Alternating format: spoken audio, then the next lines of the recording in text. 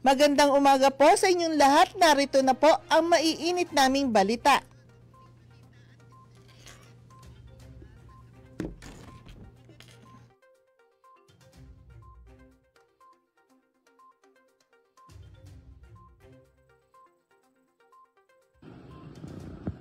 Senator Cayetano naging panauhing pandangal sa seremonya ng pagtatapos ng Special Action Force sa Laguna. Isinagawa ng Special Action Force ang closing ceremony ng SAP Commando Corps Class 123-2023. Sultans kasama si Senator Alan Peter Cayetano bilang panauhing pandangal at tagapagsalita na ginanap sa Headquarters Special Action Force Fort Santo Domingo, Santa Rosa City, Laguna. Itinampok sa kaganapan ang mga serye ng mga aktibidad na seremonyal, kabilang ang pagtatanghal ng mga parangal sa mga nangungunang gumanap ng mga kurso, pagbibigay ng SAP Black Beret, pagbibigay ng Commando Badge, at pagbibigay ng ceremonial toast. Ang mga aktibidad na ito ay sumisimbolo sa mga nagsipagtapos ng matagumpay na pagkumpleto ng mahigit na pagsasanay at ang kanilang kahandaang sumali sa ganap na bilang full-blooded SAP troopers.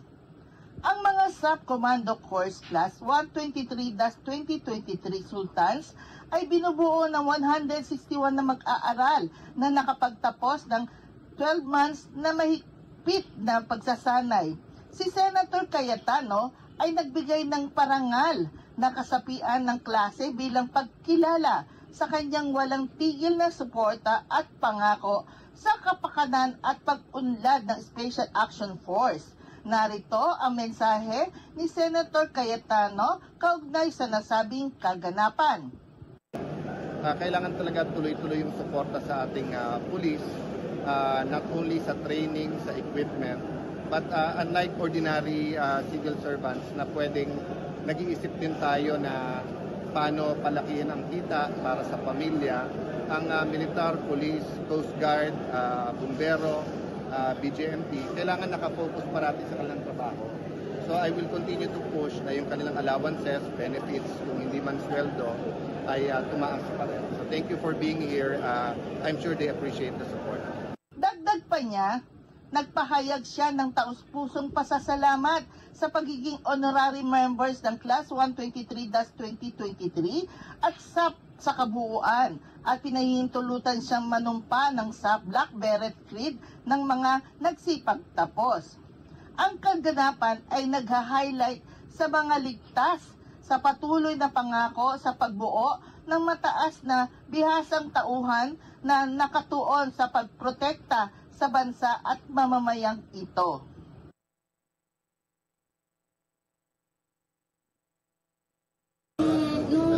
Huwebes, 10:30 pumasok po siya. Ngayon, 11:30 lumabas. Sinong siya? Yung suspect. Ayun, ano na lang yung suspect. 11:30 lumabas po siya. Tapos dala na yung backpack. Tapos hindi na namin po alam. Sa CCTV lang po yan makita. Yun lang po. So kaano-ano nung suspect yung napatay? Parang kakilala din niya po siya. Kakilala? Opo. Kasi dati po naghahatid din po siya ng mga produkto sa kapatid ko. Anong dahilan niya at bakit niya pinatay? Yan hindi ko po alam.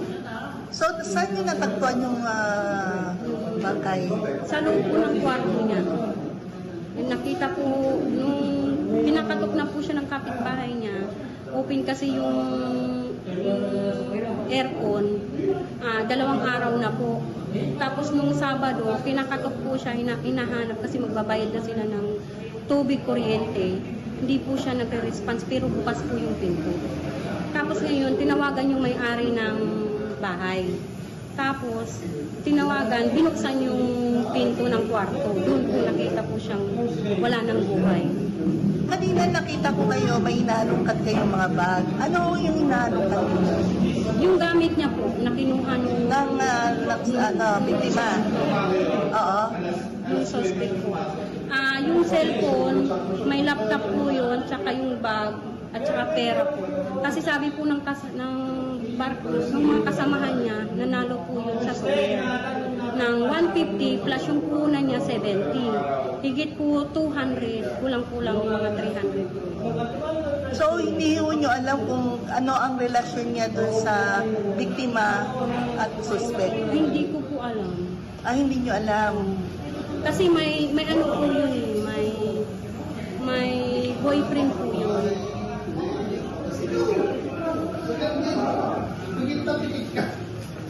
Arestado ang most wanted person ng Calabarzon sa salang pagpatay.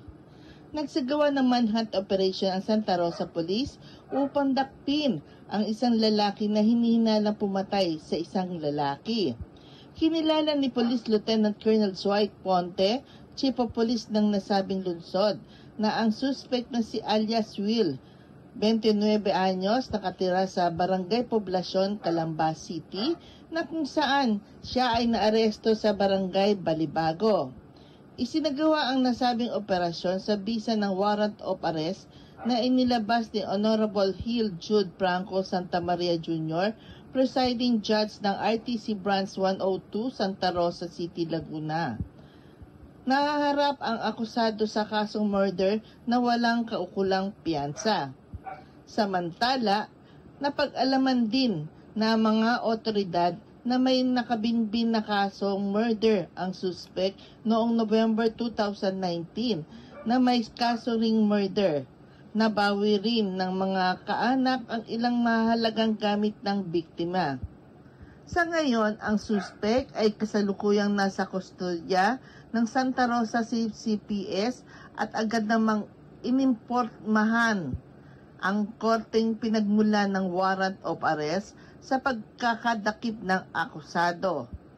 Sa pahayag ni Acting Provincial Director Laguna PPO na si Police Colonel Unos, paiigtingin pa ng Laguna PNP ang pagsasagawa ng mga operasyon laban sa mga wanted person. Sa pagkakaaresto ng akusado, ito ay tinitiyak namin sa pamilya ng biktima na mananagot sa batas ang taong ito.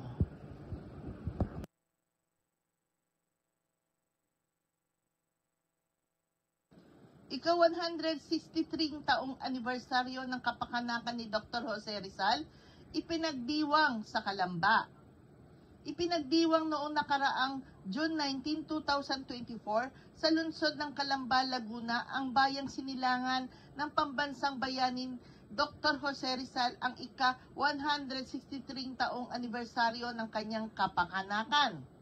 Nag-alay ng bulaklak sa museo ni Jose Rizal sina Senator Amy Marcos bilang kinatawan ni Pangulong Ferdinand R. Marcos Jr., Calamba City Mayor Roseler Rizal, Laguna Governor Ramil Hernandez, Vice Governor Karen Agapay, Representative Ruth Mariano Hernandez, Representative Charis Ann H. Alcantara, Vice Mayor Angelito Lazaro Jr., mga miyembro ng Sangguniang Panglunsod, Barangay at Kabataan, National Commission for Culture and the Arts at mga pribadong grupo sa lungsod.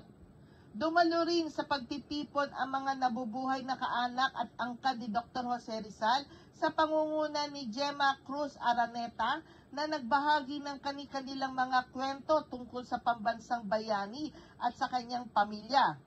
Bilang panauhing pandangal, sinabi ni Senator Marcos na mahalagang patuloy na isadiwa ang mga aral ni Rizal, kagaya na lamang ng mapayapang pagkilos laban sa mga kalaban na dapat aniyang tularin sa patuloy na paglilingkod sa bayan. Narito ang mensahe ni Senator Amy Marcos kaugnay sa nasabing programa. Na tila hindi na uso si Dr. Rizal sa ating kabataan. Ang gusto nila yung mas palaban, yung mapupusok na naririnig nila. Pero sa totoo lang, sa lahat ng sulok ng daigdig ngayon, halos may gera at nakakalugmok. Isipin na yan din ang mangyayari sa Pilipinas. Kaya kinakailangan sa lahat ng Kalambeño, lahat ng Pilipino, maging mahinahon tayo, matandain at tunay na matalino katulad ni Dr. Rizal. Hindi dahas ang gagamitin, kundi ang isipan ang paninindigan at ang salita at diwa. Yan talaga ang turo sa atin, kinakailangan intindihin natin yan. At habang umiinit ang ulo natin, napipikon tayo, nagagalit tayo, alalahanin rin natin na kung minsan kinakailangan magsakripisyo katulad sa ating bayani. Pagtanggol natin ang kalayaan natin, ang soberanya natin, pero huwag tayo makikipaglaban kung hindi rin naman tayo magtatagumpay. Binanggit naman ni Mayor Rizal na ang taunang pag-alala sa kabayanihan ni Rizal ay mahalaga upang patuloy pang maipakilala si Rizal at apat pang mga bayani mula sa Calamba sa mga kabataan na siyang itinuturing na mga pag-asa ng bayan. Hinimok rin niya ang bawat isa na patuloy na paunlarin ang kaalaman sa larangan ng sining, pangangalaga sa kalusugan at pagyamanin ang pag-unawa sa kasaysayan at kultura ng lungsod. Kinilala rin sa programa ang mga non-government organization na nagpamalas ng tangi-tanging contribution para sa ikabubuti at ikauunlad ng mga komunidad. Ang ika-163 taong anibersaryo ng kapanganakan ni Rizal ay ang sentro ng selebrasyon ng ika-10 Kalambagong Buhani Festival. Okay, dyan na po nagtatapos ang aming maiinit na balita.